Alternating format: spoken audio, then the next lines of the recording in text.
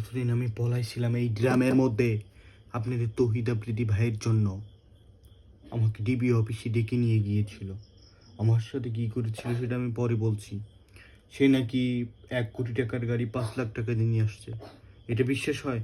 যদি বিশ্বাস হয় তাহলে আমার কথা শোনেন।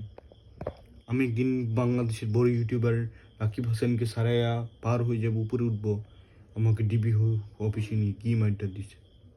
আমার চ্যানেল কিনে নিয়ে গেছে। আমার পুরো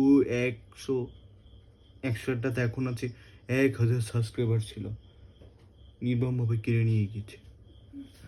তো আপনারা আমার চ্যানেলটি সাবস্ক্রাইব করুন, আবার 1000 ভাবে বানাই দিন। কি মাইরটা দিছে দেখেন, কি করেছে, সব গুলির দাগ। কি গুলিটা মেরেছে দিবা হারুন, ছাড়বো না। আমি একটা উকিল খুঁজছি কিছু ব্যবস্থা করার জন্য, আর আপনারা আমাকে এই যে এই ভাঙা ঘর থেকে মুক্তি করুন। এটা ডিবি হারুনের অফিস, এটা নাকি আইনা ঘর, কিন্তু এটা তো খাবার ঘর। যাই হোক, সাবস্ক্রাইব করুন।